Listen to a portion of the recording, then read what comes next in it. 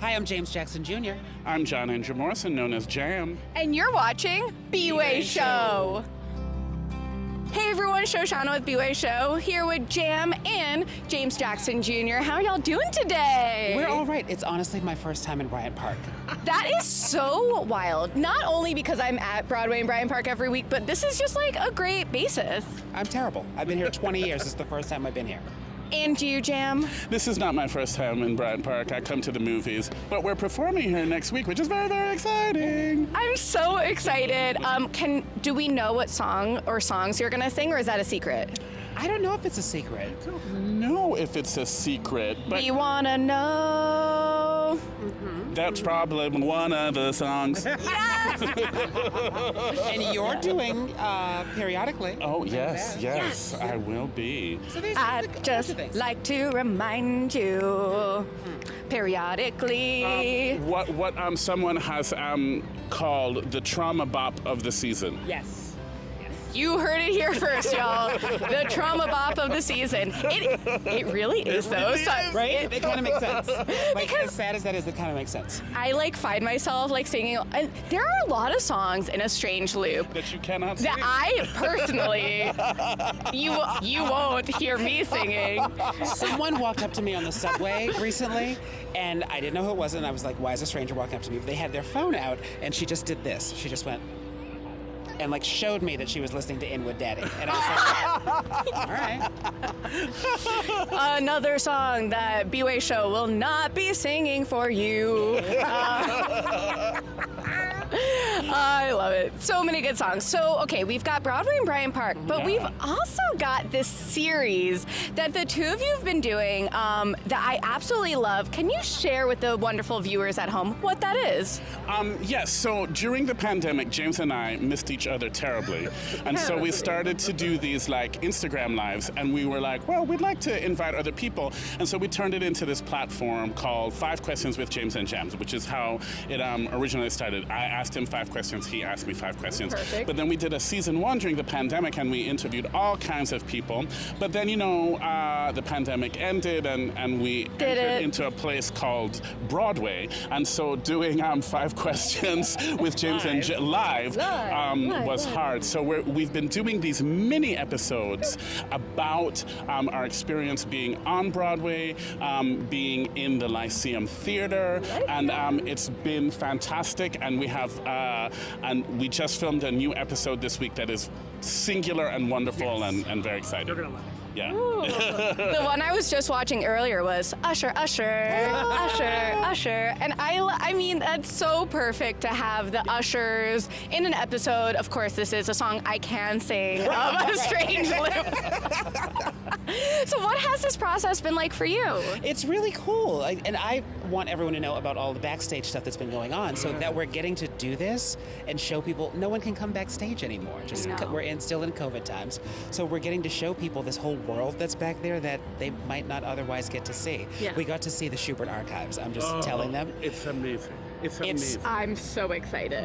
It's unreal. Yeah? The fact that they're just upstairs in the Lyceum, those 3 windows that are up top in the Lyceum, there's an apartment up there that are the Schubert archives. There's hundreds of years of stuff just up there. That It's amazing. It's truly amazing. So the man who built, well, I don't want to give away too much, but it was the apartment. It was the apartment of the man who built the theater, and it's this beautiful, beautiful apartment. But it's the headquarters of the Schubert archives and over 100 years of American theater history, just living above our theater, above our dressing rooms. It's incredible. Oh my God. Yeah. I'm so excited for that. And as we're talking about behind the scenes, I'm going to ask my behind the scenes person, Avery, hey, now that we're spread out a little bit more, are we still looking, we're jamming out? Okay, perfect. Okay, I love that. We love a good behind the scenes, but this actually goes perfectly into one of the other episodes I saw where you're talking with lighting and I thought it was really cool that a lot of these aspects of Broadway or even interviews, right? You only see what's in front of the camera or what's on stage.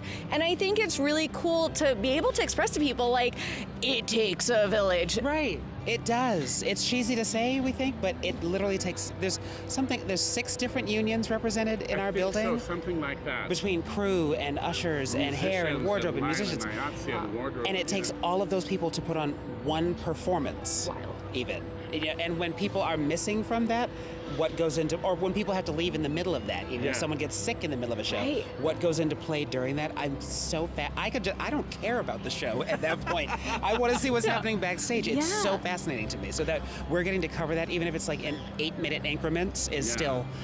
And the thing about it is we work with really passionate professional people on Broadway. I mean, and they're as invested in the show as we are. They're like championing us on from backstage every night. And you know, they're our collaborators just as much as the other actors and the musicians. You know, I got to make sure that I'm doing it right so Rocco on Lights can catch me. You know what I mean? And so they're as much our collaborators, and they're passionate, fabulous, really professional people who've been doing this for a long, long time. And I don't know that they get their flowers as much as they should, because they're really brilliant flipping people. There are some serious light moments in your show. One that actually my shawl makes me think of with all the different. I don't know if we're at the end of Tyler Perry. Yep. see you know it does do well if you know exactly what I'm talking about.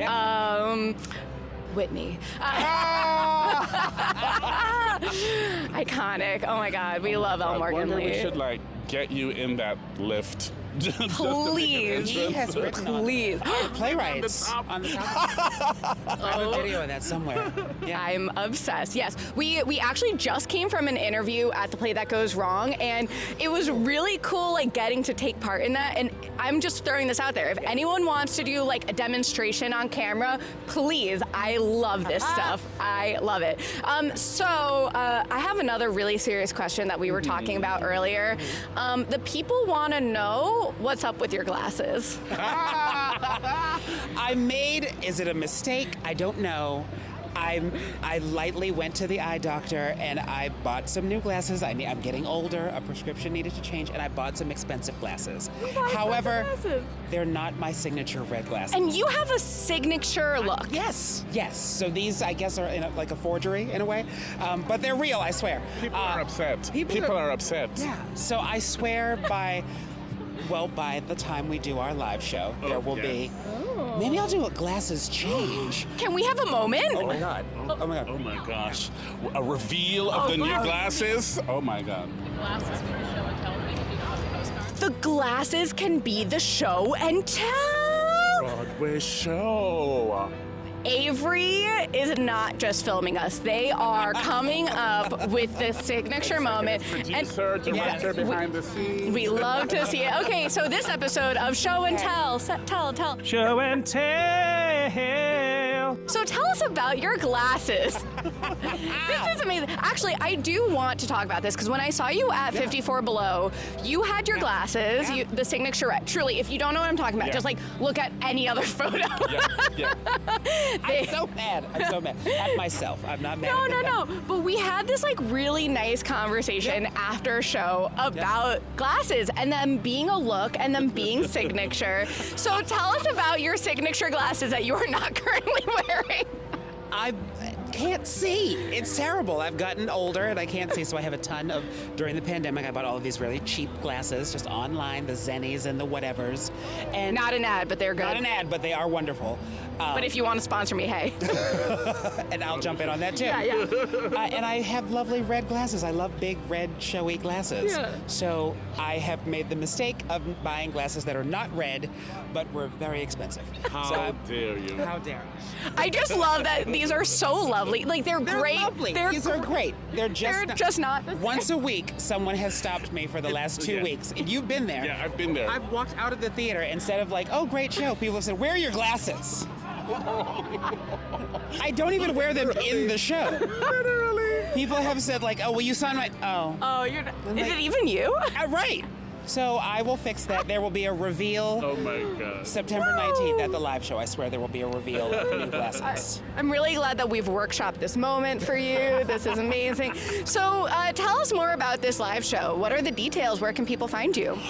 So the live show is going to be at Green Room 42 on September 19th at 9:30 p.m. a Monday, our dark night on Broadway. So why not do a live show? And our first season was live on the interweb, and we interacted with the audience and with our guests, and we have a special surprise guest that we're not announcing yet. Ooh, a Stay surprise. tuned, but please go to Green Room 42 and get your tickets. Look for September 19th, 9:30, James and Jam live at Green Room 42. And maybe more than 5 questions, I guess. Like, I would hope so. but there's going to be, we want to have our own like late night talk show and do this thing. So there will be singing, there will be questions, there will be us doing our thing. Yeah. And there will also be a reveal of new glasses, I guess. A glasses reveal, and maybe I'll come up with an outfit. I never come up with looks, but I might come up with a night outfit. I might try Your and come up with opening night outfit. I saw y'all. with a Luke. And Luke. Yeah, y'all looked fab on opening, fab at the Tonys. Congratulations, by the way. Thank you. Can we just talk about? I want to know from your point of view, because I was up in the peasant seats up top at the Tonys. At the Tonys. Okay. We saw you on the thing. Yeah. And we saw each other on the black carpet beforehand. But I remember I am a reporter. I am a professional, but I was off that night, and I was there as a audience member, and I happened to know these wonderful humans, and I was like, it would be pretty cool, unofficially, if their names were called. Casually, I'm just throwing that out there. And then all of a sudden, wouldn't you know it, but A Strange Loop won Best Musical. Yeah. That was pretty exciting. It was. I remember Marsha, who is one of our producers, was across from me, and she literally ran up to me. She's like, "Get on the stage now!" Right. It was really cool. The energy shifted. Yeah. We'd been there the whole night. I was sitting there. I remember. I think I was sitting. It's a long day. It's a long day. I was eating jelly beans out of my. I borrowed a clutch from Barbara Whitman that I filled with my cell phone, a charger, and jelly beans. And not like the key essentials. And just like loose jelly beans. Loose jelly beans. Because I'm classy. And I just was sitting there behind Jonathan Groff, I remember. Classic. Eating jelly beans. And I was like, wow, the whole night's just going along. Yeah. Here we are. Yeah. And the energy shift when they called our names for the Best Musical was, I will never forget that. Well, also, the funny thing was, we got called to go on stage to perform. Which was iconic. Before Michael won. So we were all on stage behind. When Michael's winning and giving his speech, we were behind that curtain. We were literally behind that curtain, the video wall, and we couldn't hear his speech because it's the acoustics in that place is really weird. Like when you're on stage there and you're beside each other, you can't hear each other because it goes way up. So we were behind the video wall. He was winning. We kind of heard the audience going crazy. We couldn't hear the speech. So you didn't know that it was him? You knew it was him. Because there was a monitor so and we the were stage going manager. crazy ourselves, Oh, it was wild in there. I was in the audience, and it was an energy shift is exactly it was almost like, I'm trying to feel like the best way to say this, but we love A Strange Loop. It won the Pulitzer. There were a lot of nominations, and so you're kind of waiting. You're waiting, and then Michael wins, and it was like everyone took a collective breath. Everyone. So we were behind a very thick curtain at Radio City Music Hall preparing to perform, but you could hear the collective breath. Yeah, you could hear the audience, but we couldn't hear his speech. So good. Yeah. Oh, Michael, well done. So it was really cool. Yeah. It was really very cool. And then just that moment of rushing to the stage, running down those aisles. It was really cool. Yeah. It was really cool. That was lovely. What was performing like? Because I was also at the rehearsal, so it was cool to see the rehearsal. And All then of it was insane. Do you know I bumped into and almost, I believe, broke Bernadette Peters. Did I tell you that? Can you please tell us on camera? It was at the rehearsal that morning.